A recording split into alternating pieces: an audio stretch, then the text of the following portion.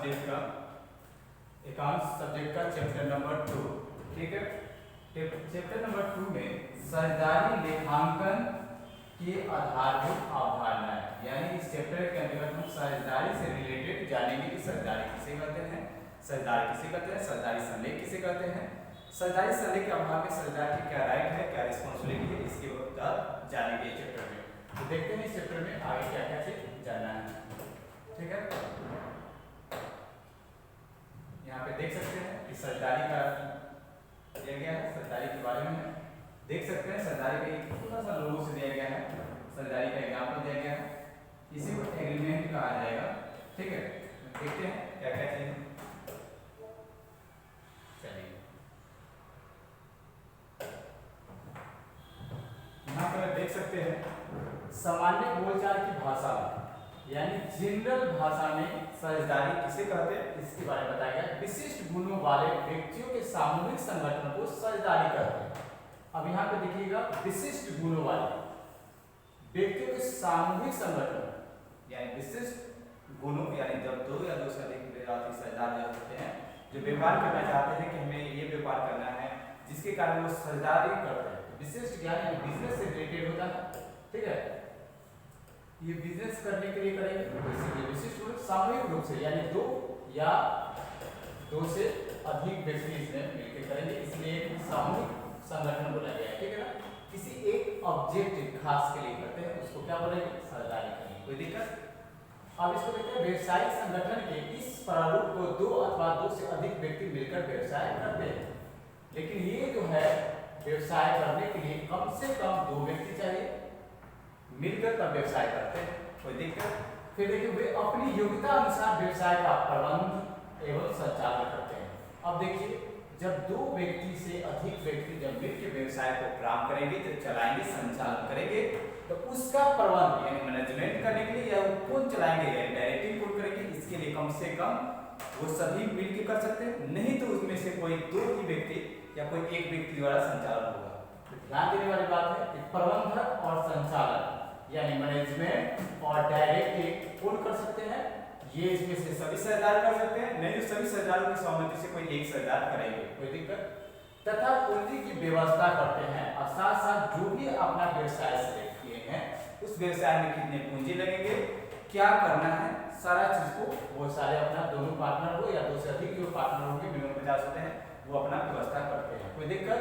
फिर है, इस प्रकार अलग अलग गुणों वाले व्यक्ति, जैसे कुछ धनी व्यक्ति भी होंगे, कुछ धनी व्यक्ति, कुछ प्रबंधन कला में निपुण होते हैं, और कुछ अधिक व्यवहार कुशल होते हैं, कुछ अन्य कलाओं में दक्ष होते हैं, अपनी अपनी विशेषताओं के अनुसार साझेदारी संगठन का निर्माण करते हैं। आप ध्यान देने वाली बात है, जब यहाँ पर मिनिमम 2 साझेदार है, अधिकतम 50 हो रहे हैं, तो 50 साझेदार में अलग अलग की एबिलिटी होंगे।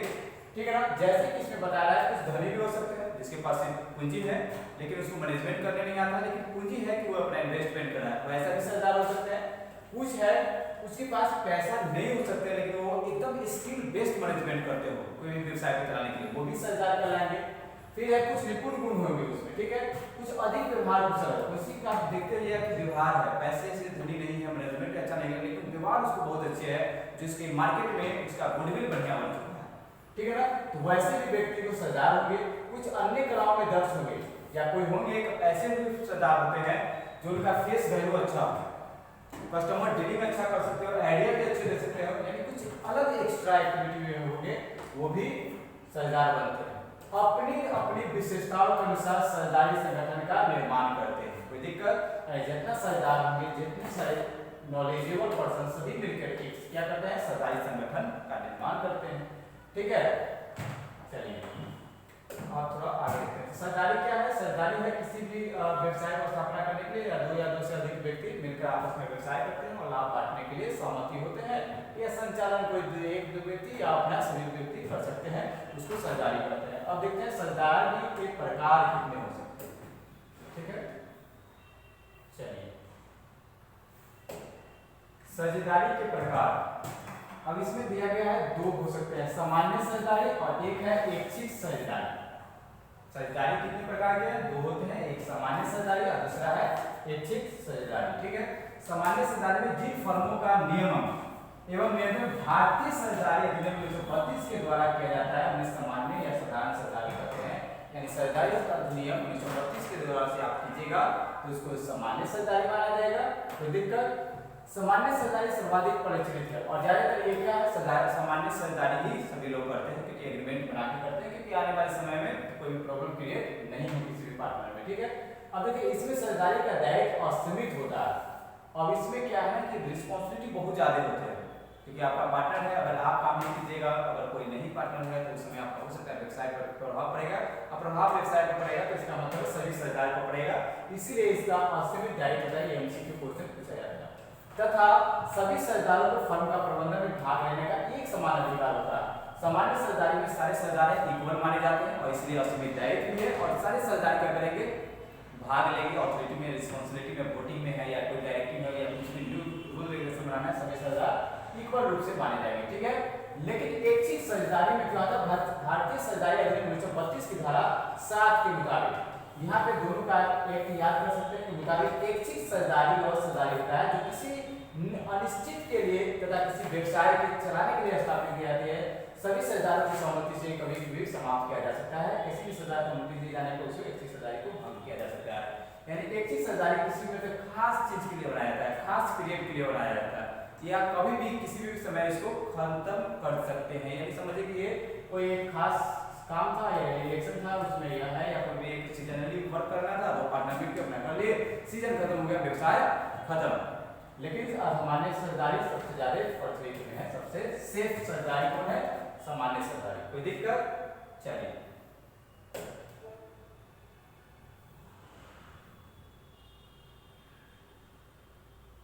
अब देखते हैं तीसरा सरकारी, देखते हैं विशिष्ट सरकारी, यानी स्पेशल किसी के कार्य के लिए बनाया जाता है, किसी भी कार्य के लिए। तो भारतीय सरकारी अधिनियम की धारा 8 के मुताबिक जब किसी विशिष्ट व्यवसाय अथवा विशिष्ट कार्य के लिए सरकारी का निर्माण किया जाता है तो उसे विशिष्ट सरकारी कहा जाता है। यानी कोई बहुत खास समय के लिए या खास कार्य के लिए सरकारी बनाया जाए उसको विशिष्ट सरकारी कहा जाएगा। ऐसी सरकारी तब तक रहती है जब तक कि पूर्व निश्चित कार्य अथवा उद्देश्य पूरा नहीं हो जाता, यानी उसका टारगेट पहले सेट होता है, टारगेट कंप्लीट होता है, सरकारी विशिष्ट सरकारी वहीं पे समाप्त हो जाता है। इस प्रकार की सरकारी किसी निश्चित व्यवसाय के लिए प्रदान की जाती है और उसका उद्देश्य पूरा होने पर सरकारी अपने स्वतः समाप्त हो जाते हैं। कोई दिक्कत? फिर है सीमित सरकारी। 4 नंबर में जिस सरकारी संस्था में कुछ सरकारों को उत्तरदायित्व उनके द्वारा गए पूंजी की सीमा तक सीमित होता है उसे सीमित सरकारी कहते हैं। सीमित सरकारी में क्या होता है, आप जितने पैसे लगाएंगे उतना आप डायरेक्टिंग और कंट्रोलिंग कर सकते हैं, तो ये सीमित सरकारी में होते हैं। ठीक है,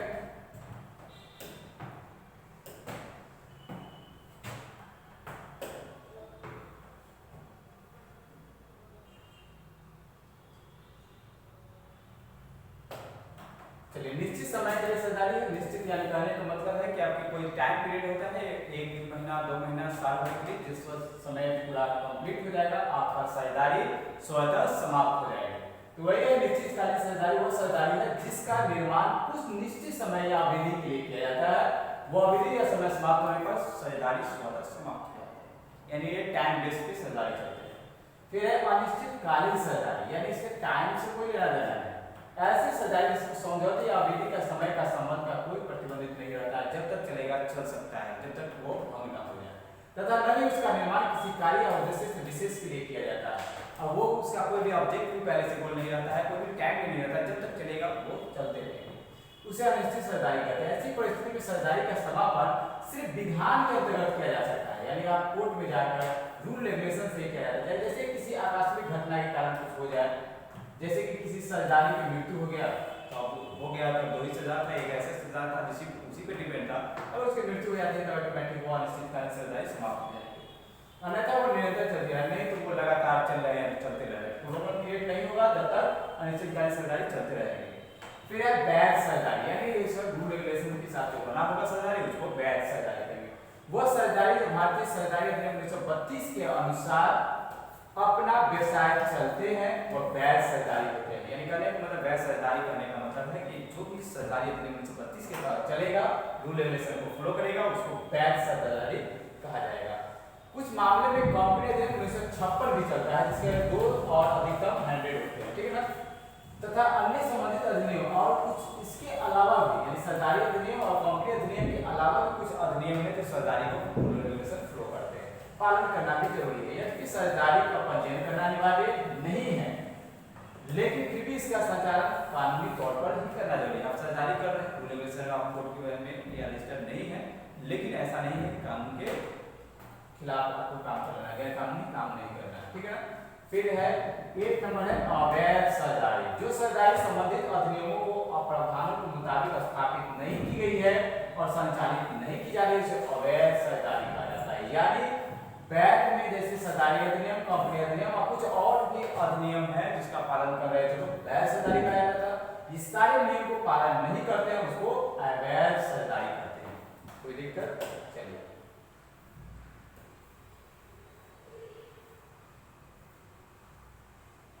चलिए अवैध सरदारी को थोड़ा सा देख लेते हैं, पॉइंट देख लेते हैं, चारों पॉइंट है। जब उसकी संख्या 2 से कम होगा तो वो अवैध सरदारी हो जाएगा, क्योंकि मिनिमम 2 सरदारी चाहिए था। बैंकिंग व्यवसाय में 10 अधिक या सामान्य व्यवसाय में 20 से अधिक सरदार हो, अब कह दिया गया है कि 20 से ज्यादा होगा तो अवैध माना जाएगा। इसका कारोबार सार्वजनिक नीति के मुताबिक नहीं हो, अब जो रूल रेगुलेशन बनाया गया उसके रूल रेगुलेशन को फॉलो नहीं करता वो सरदारी अवैध माना जाएगा। इसका कोई सरदार शत्रु देश का हो, अब हो सकता है कि आपका देश आपको बता रहा है कि उस देश की मतलब आपका रूल रेगुलेशन फॉलो नहीं करना है या वहाँ का सरदार को आप नहीं रख सकते हैं, दिवालिया वाले नहीं रख सकते हैं, लेकिन आपका उसमें से कोई एक ऐसा पार्टनर है तो आपका भी अवैध माना जाएगा। फिर है किसी भी स्थापना का उद्देश्य गैर कानूनी व्यवसाय से, आपने कोई ऐसा पार्टनरशिप कर लिया है जो कि सरकार उस व्यवसाय को बैन किए हुए या भारत सरकार द्वारा उस तरफ से है, जैसे बिहार में शराबबंदी है, बंद है, आप 2 पार्टनर मिले और शराब का क्या कहिए व्यवसाय स्थापना कर दी तो वो क्या होगा सरदारी वैध होगा नहीं, अवैध सरदारी आएगा, ठीक है। तो यहाँ पे अब नेक्स्ट क्लास में हम देखेंगे सरदारी की विशेषताएं एवं लक्षण। सरदारी की विशेषताएं क्या होती है, उसके लक्षण क्या होते हैं, सरदारी के प्रकार हम देख चुके हैं, ठीक है ना। स्पीड में देखते हैं कि कल की क्लास में क्या क्या देखेंगे। सरदारी की विशेषताएं एवं लक्षण भी देखना है, ये पूछा जाता है, ठीक है। सरकारी विलेख या संलेख या पार्टनरशिप डीड इसको कहा जाता है। इसमें सारे फॉर्मूले के सारे डिटेल्स सब लिखे रहते हैं, सरदारी के डिटेल्स लिखे रहते हैं। सरदारी संलेख की विशेषताएं स्पीड में वो भरता संख्या देख लेते हैं, क्या रहता है, फर्म का नाम रहेगा, पता रहता है, उसका मुख्य व्यवसाय रहता है, सरदार के नाम पता रहेंगे, सरदार की लगाई पूंजी रहेगी, लिखाने की विधि रहेगा, प्रारंभ में टोटल पार्टनर्स का और पार्टनरशिप डीड का टोटल सबका डिटेल्स रहता है, ठीक है। तो नेक्स्ट क्लास में ये सब देखेंगे। चलिए आप लोगों को बहुत बहुत धन्यवाद। जय हिंद।